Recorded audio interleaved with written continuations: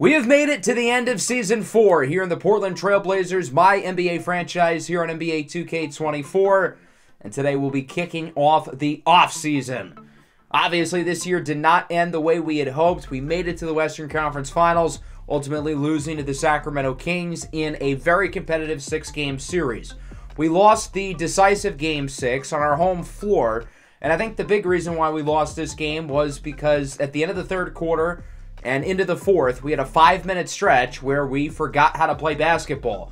A theme throughout multiple playoff games was our offense in particular going into a black hole, essentially, where we just forget how to play basketball for 5 minutes. And, well, obviously that's a problem. We weren't able to recover from that. And ultimately, the Kings are going to the NBA Finals where they will face off against the Milwaukee Bucks. And we'll talk about this year's NBA Finals matchup shortly. We're going to have our draft preview today, but first, let's recap the playoffs here for our Trailblazers, which I still feel like was generally a success in the sense that we won 2 playoff series. We really saw our young core shine in the big moments, but obviously we had bigger goals and aspirations and fell short. And as we go into the offseason, what can this team really improve upon? I feel like at times throughout the year we kind of lacked an alpha, but that's not easy to get. Those types of players don't grow on trees in the offseason, so who knows if we're even going to get the opportunity to get one. Before we get into the offseason and thus our draft preview, let's talk about this year's NBA Finals matchup between the Sacramento Kings and the Milwaukee Bucks. Who would have thought going into the year? 2 lottery teams, not just last year, but over the past couple of years, they each make big moves and, well, boom, they make it to the finals. 2 small market teams. It's the Oscar Robertson Bowl. I have a hard time picking against the Kings, seeing what they did against us, and obviously they've got some guys banged up. Joel Embiid is nursing the hip injury. Midnight Hopkins is playing better, but he's still banged up. But their backcourt with Amel Wright and Jaden Prospero, I feel like it's going to be too much for Milwaukee to try to stop. Obviously, the Bucks brought Giannis back after he was with the Spurs for a little while. Keep in mind, Giannis won the finals last year with San Antonio, and obviously he was teammates with Victor Wembanyama, but Wemby was out for the finals. Giannis basically beat the Pistons on his own. And this Bucks team was the #1 seed in the Eastern Conference. They'll get home court. They will be without Javon Tyler, one of their key role players, but they've been without him through the entire playoffs. So the Kings win Game 1. The Bucks even things up, winning Game 2. That'll bring us to Game 3. It is won by the Kings. Game 4, also won by the Kings. Sacramento leads 3-1, and they're looking strong early in Game 5. But the Bucks are going to come back, keep the season alive, which means we're headed to a Game 6 as the Kings look to win the title on their home floor, and Joel Embiid looks to break the playoff choker narrative. Another really competitive game. Milwaukee's got the edge late, and the Bucks are going to hold on. We're going 7. So Milwaukee wins 2 in a row, and we are going to get a 7-game NBA Finals series. And much like Games 5 and 6, we've got a back-and-forth thriller. Neither side seems to be taking much of an edge. We're going to hop in with 1:10 left to go. It's the Bucks up by 6 as the Kings get to inbound it, and they nearly miss the inbound. Prospero's guarded by Giannis, and he is out of bounds. What a horribly ran play by the Kings. With Giannis guarding Prospero, that means there's got to be a mismatch somewhere. Look for Embiid to post up. Amel Wright wasn't even in the game. He's your best isolation scorer. Following possession, Giannis, layup, and 1! The Greek Freak can put the Bucks up by 9. Could this be the dagger? Giannis looking for his 3rd NBA title as he misses the 3-throw. Kings got to move quick, down by 8. It's Apollo Cone with it in the corner. Amel Wright, 3-ball is good. So Sacramento's got it within 5, and I imagine they're going to look to foul quick. I would end up being wrong. The Kings are in no hurry. Again, bad coaching. Speaking of bad coaching, why is it Robert Williams who gets the ball here? I feel like he should not be the guy shooting these 3 throws. He ends up missing the first one, so no matter what, it'll be a 2-score game as the Kings get it back. Second 3-throw is good. 124-118. Not a lot of time left. Kings again got to keep it moving quickly. Prospero with it out to Embiid. Floater. No good! Williams with the rebound. He gets it to Giannis, who is fouled by Joel Embiid. And now the Kings are in real trouble. Giannis would make 1 at the line. It's a 7-point game. Sacramento's got to move fast. Cone with a prayer. It's good! Apollo Cone brings the lead within 4, clock sits at 18.3, as the inbound will go to Ishmael Iverson. He would make both. The lead now sits at 6 for Milwaukee. Right to Cone, another 3. Bang! Apollo Cone with back-to-back threes. It's a one-score game. Why are they going to Giannis? I feel like you got to look for one of the guards. I would trust Iverson here at the line. Giannis will make the first one, however. It's a 2-score game. Keep in mind the Kings are out of timeouts. They're going to have to run this up the floor quickly. Second from Giannis. No good. That's not the worst-case scenario, though. Kings got to move fast. Prospero. Right. 3-ball. Bang! Another 3 for the Kings. They've made 4 triples within the last minute. This game looked like it was over, but we are within 1. DiVincenzo will be fouled by Amel Wright. I really wanted to see the Kings be aggressive looking for the turnover, but instead, Dante DiVincenzo will get 2 at the line. First one is good. Second one follows. Didn't even touch the rim. With 4 seconds, the Kings are going to need a half-court heave. Amel Wright for the finals. And he almost made it. That was close. But it does not fall. And the Milwaukee Bucks win a thriller. 130 to 127. And the Bucks are NBA champions again. This NBA Finals ended up being wild, with the Kings taking a 3-1 lead just for Milwaukee to win 3 games in a row, as Joel Embiid, still without a championship. He had his opportunity with the Kings up 3-1, but ultimately falls short. Giannis Antetokounmpo wins ring number 3, and he's done it with 3 different roster cores. I get 2 of them have been with Milwaukee, but he won 1 in San Antonio in between those years. So he won 3 championships with basically 3 entirely different teams. How many players in NBA history have done that? Outside of Bron, I can't think of anybody else who fits that criteria. If we're looking at all-time rankings, how high is Giannis? With his resume now, I feel like it's hard to keep him out of the top 5. The best teammate he's had, other than Victor Wembanyama, who was injured last year in the finals, is either a regressing Domantas Sabonis or 2021 Chris Middleton. I mean, these are the co-stars that Giannis is playing with, and he's still out here winning championships. So shout out to the Bucks, shout out to Giannis Antetokounmpo, who has cemented himself at minimum as a top 5 to 10 player of all time, in my opinion, winning his 3rd NBA championship and his 3rd Finals MVP. Again, doing so basically with 3 different teams. His resume legitimately looks like one of the greatest of all time, and this championship run in particular feels the most impressive. The Bucks were the worst team in the league last year, arguably. Their second best player is R.J. Barrett. Their 3rd best healthy player is James Wiseman.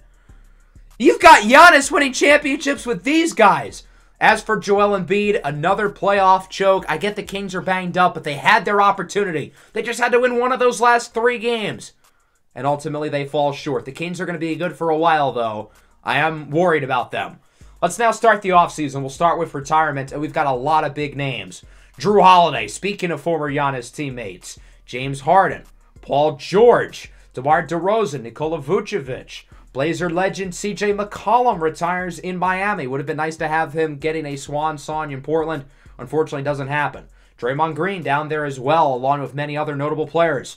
Monty Williams retires. Thank you, Jesus. I have been waiting for this day for about 6 months. Hallelujah. As for the Hall of Fame inductees, we've got James Harden and Paul George, very well deserved. Harden gets his number retired by the Rockets. Draymond gets his number retired by the Golden State Warriors.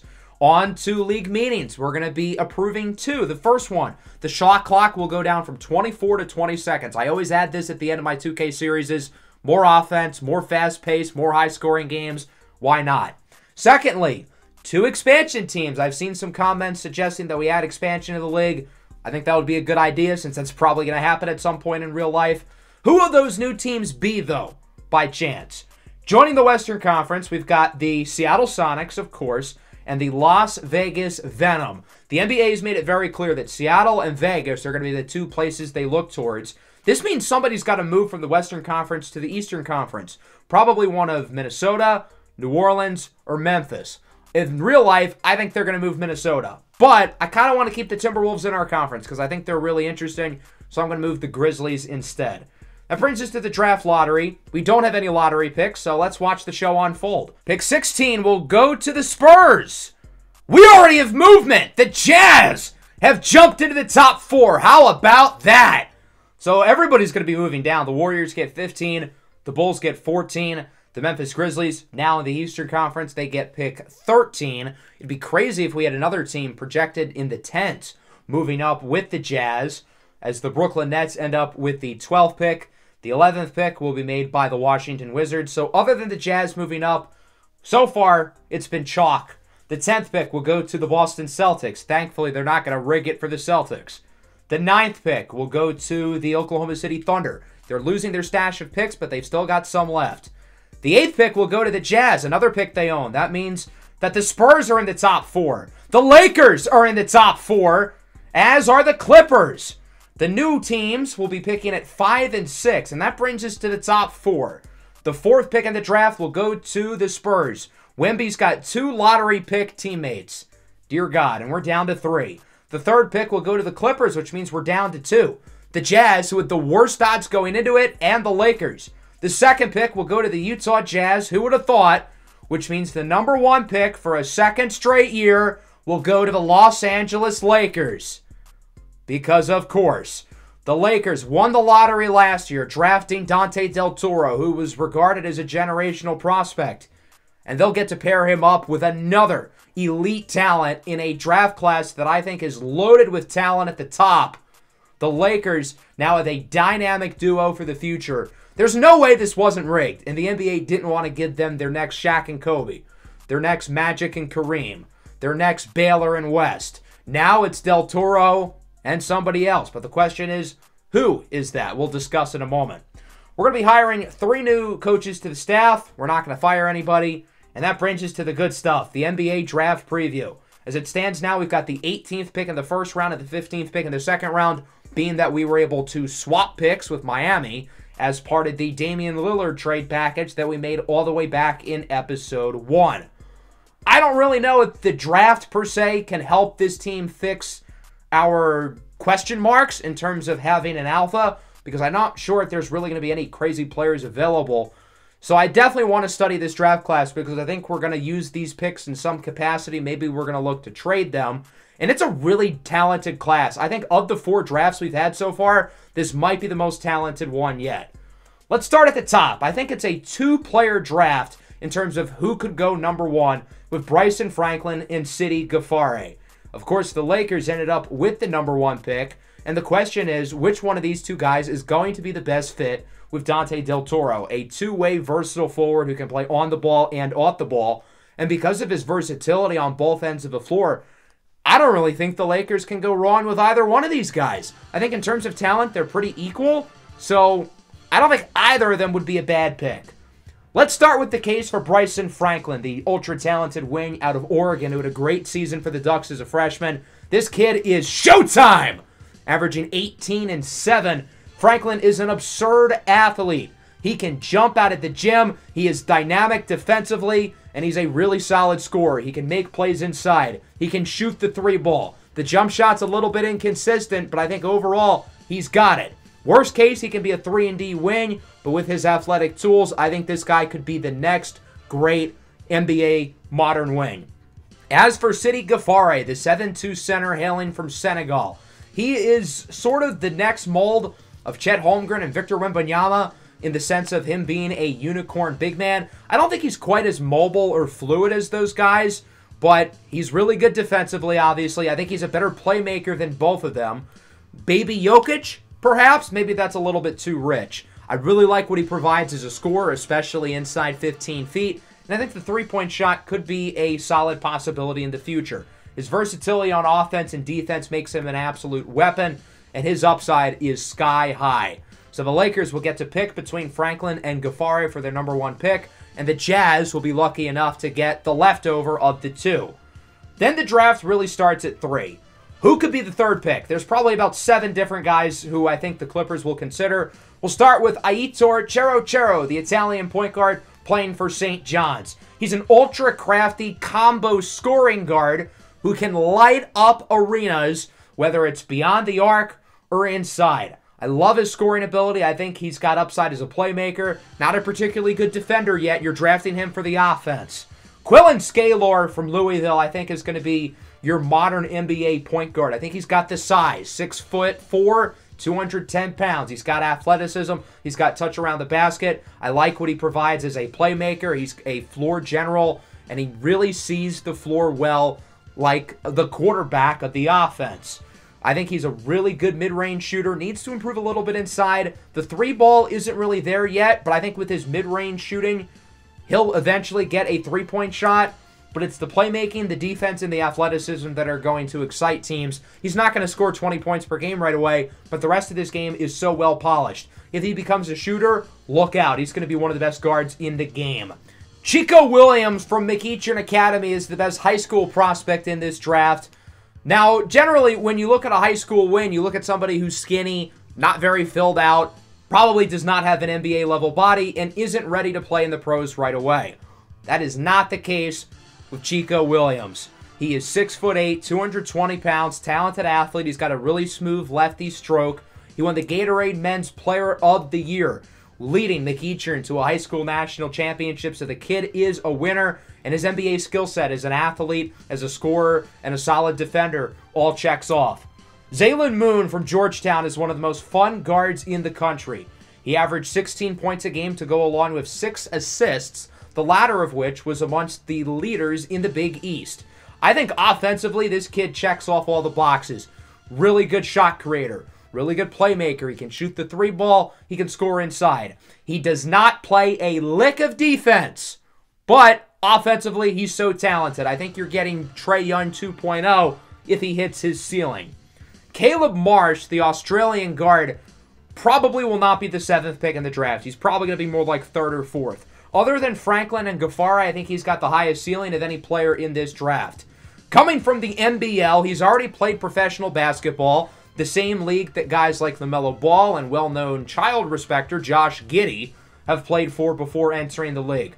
I think Marsh is a little bit more far along entering the NBA than both of those guys. I think he's more efficient as a scorer inside the arc. I think he's a really good passer, better defender than both LaMelo and Giddey by quite a big margin. The problem is he can't shoot the three ball. But that's something you can teach pretty easily. If the three-point shot comes along, this kid's going to be a star. Eamon Seaman, the German guard, has been one of the biggest risers in this pre-draft process. He's a little bit older of a prospect at 21 years old, but he's had such a good season overseas as one of the best scoring guards in all of Europe. He is a dynamic shot maker who really was not on NBA teams' radars before the year, but this season he was so good. He's also a lockdown defender, and I think he's going to be one of the most polished players in this draft. For a contending team like the Spurs with a high pick, I think he'd make a lot of sense. Maryland wing Traquan Sterling is the modern NBA wing. This is a dynamic athlete. He plays with his head above the rim and can absolutely fly. I think his game needs a little polish, but I think he's got a ton of upside as a shot maker and a playmaker. Defensively, I think he's going to be pretty good right off the bat with his athleticism, size, and length. If the offense can become more consistent, I think he's going to be really good. Arkeem Summers from Louisville is a big-time forward, one of the youngest players in the draft, but he still averaged 15 points and 9 rebounds. Really good scorer from inside, good defensive player, really good athlete. I love his versatility defensively. The problem is he can't really shoot the ball. He doesn't really provide a lot as a playmaker. And overall, I feel like he's pretty inconsistent, but he's ultra-talented with a sky-high ceiling. Omar Ahamada from Arizona State is a guy we have not talked about yet. One of the biggest risers of this pre-draft process. Ahamada played really well in the Pac-12 tournament, in the NCAA tournament as well, leading Arizona to the Final Four. He's an ultra-talented athlete who really doesn't have any weaknesses in his game. Lorpo McClure is another name to watch out for, another high school prospect. We got to look at him in the U.S. under-18 circuit this past summer, where he was one of the best players on the floor. McClure, I think, is someone who is built like an NBA role player, despite the fact that he's a high school prospect. He has a very refined skill set. Put him in the corner to shoot threes, and let him play defense. I don't think he's got much of a ceiling other than that, but he's going to be able to produce right away because he does things that contending teams look for. Space the floor and defend. French big man Ewan Raw is kind of on the other end of the spectrum in terms of what he's going to provide in year one, I think. But I really like this kid's upside. 6'11", 235 pounds. Really good scorer from inside the arc. Really good defensive player. I think this kid's got a sky-high ceiling, and I wouldn't be surprised if he's still growing. If he adds another 2 inches, no diddy, look out.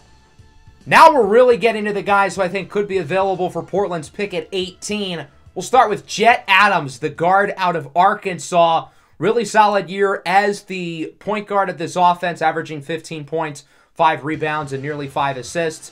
Really good defensive player as well. I think he's going to be able to produce pretty early on. As a sophomore, he's got 2 years of college experience and has an all-around solid skill set.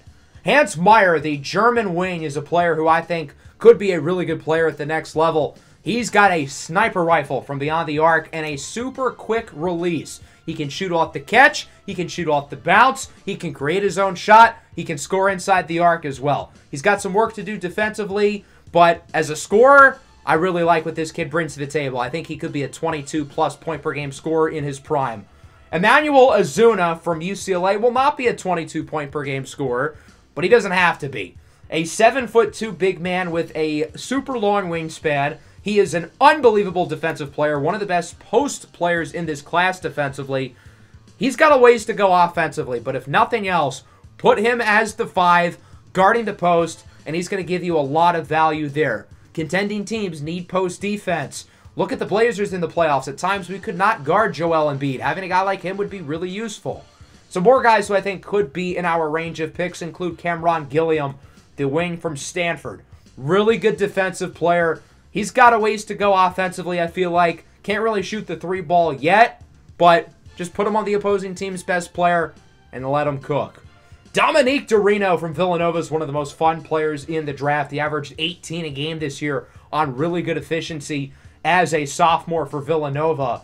Now, he doesn't really shoot the 3 ball at all. He only shoots the ball inside 15 feet. He's got to eventually get a 3-point shot, I feel like, as a 6'3" guard. But he's a really good shot maker from inside and is a dynamic playmaker. Defensively, again, he's got a ways to go. Bernard Moonshine may look like your typical Alabama hobo, for lack of a better term, but boy, he is not that. He is a dynamic athlete who can run up and down the floor, scoring through contact, step back threes, highlight dunks. Moonshine is a gifted scorer who is really inefficient, but he can make some special plays in isolation. I think he's raw, being a high school prospect, but if he hits his ceiling, he could be really good. Let's look at some possible gems down the board, maybe trade down candidates out of the first round, trade up candidates in the second round. We'll start with Xavion Pratt out of Miami, who at one point was a projected top 5 pick. He was just really inconsistent this year for Miami. He only averaged around 11 points, 5 rebounds, questionable defense, but I think NBA teams are still going to like the tools enough to look to add him in the late first, early second round. I think Pratt's scoring has a ways to go, but you're not adding him for his scoring. You're adding him for his playmaking. He really sees the floor well at his size. He's a point forward, but he doesn't have a ton of off-ball versatility yet.